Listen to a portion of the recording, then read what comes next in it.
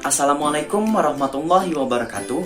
Perkenalkan, kami dari mahasiswa-mahasiswi STEMB Bandung Business School semester 4. Kami adalah kelompok 3 dari mata kuliah komunikasi bisnis yang bernama Fantastically. Di sini, kami akan membahas mengenai media komunikasi surat. Berikut videonya. Alat komunikasi adalah sarana alat yang digunakan untuk menyampaikan informasi, baik informasi untuk satu orang maupun banyak orang. Alat komunikasi terdiri dari 3 bagian. Yang pertama, alat komunikasi cetak, yaitu surat, koran, atau majalah. Kedua, alat komunikasi audio, yaitu telepon dan radio.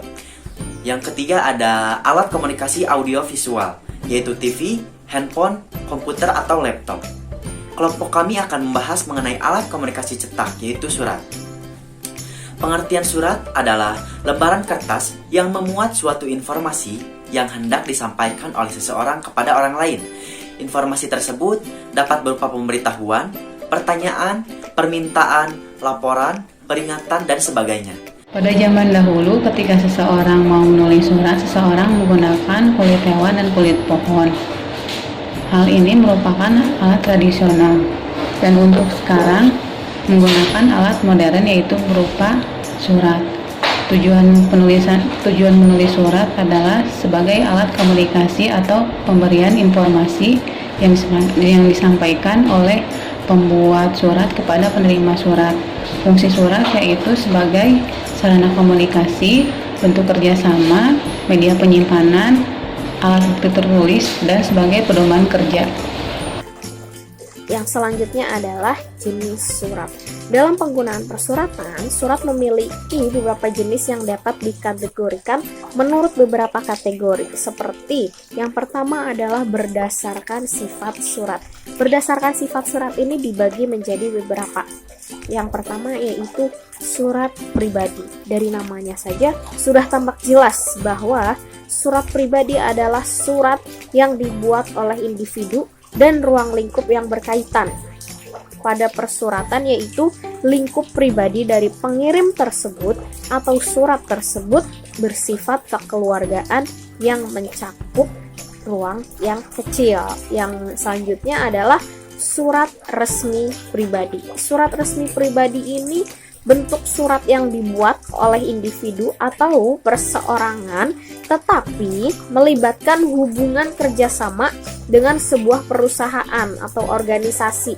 Contohnya yaitu surat lamaran pekerjaan atau surat pengunduran diri atau surat resign. Surat dinas. Surat dinas merupakan bentuk surat yang dibuat oleh suatu lembaga, organisasi atau juga instansi secara resmi dan memiliki kop surat dalam pemformatannya. Memiliki 2 jenis yang berbeda, yaitu surat dinas pemerintahan. Yang keduanya adalah surat dinas swasta ya biasanya. Tapi di swasta juga biasanya memang disebutnya surat dinas juga ya. Yang kedua adalah surat niaga. Nah, surat niaga ini adalah bentuk surat perdagangan atau surat jual beli yang dibuat oleh perusahaan perdagangan, penjual atau juga instansi yang melibatkan proses jual beli. Berdasarkan wujud, surat biasa, surat yang ditulis di kertas oleh pengirim dan diberikan kepada penerima dan dapat dimasukkan dalam sebuah amplop atau sampul. Memo dan nota. Memo dan nota adalah sebuah surat berdasarkan wujud yang dibuat dalam internal perusahaan yang berguna sebagai petunjuk atau perintah antara pejabat. Surat tanda bukti. Surat tanda bukti adalah sebagai suatu surat yang menunjukkan tanda bukti sebuah transaksi. Contohnya, tanda terima, faktur, atau juga kwitansi. Terbuka. Surat terbuka merupakan surat yang di dalam pengirimannya diperuntukkan pribadi atau kelompok dan dimuat di media massa. Surat tertutup menjadi kebalikan dari surat terbuka yang dalam peredarannya tidak dimuat di media massa dan hanya diketahui oleh pengirim dan penerima. Menurut tujuan, pemberitahuan memiliki tujuan informasi terkait yang disampaikan oleh pengirim kepada penerima atau pihak umum. Perintah. Surat perintah bertujuan memberikan perintah kepada penerima. ada permintaan adalah surat yang menunjukkan sebuah permintaan mengenai permintaan suatu barang atau jasa yang dibuat untuk penerima, sehingga permintaan yang diinginkan dapat terwujud dan tercapai.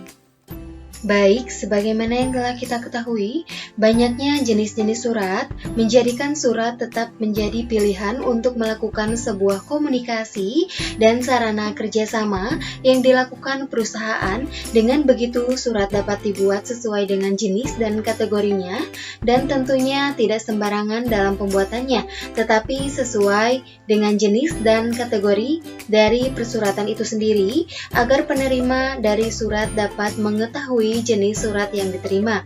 Jadi kesimpulannya adalah, surat sebagai alat komunikasi yang masih dilakukan hingga saat ini, selain sebagai sarana komunikasi, surat juga sebagai alat bukti tertulis pada sebuah instansi. Kecanggihan teknologi yang ada harus tetap memperhatikan hakikat daripada surat. Saya Fitri Handayani, mohon undur diri dari hadapan Anda.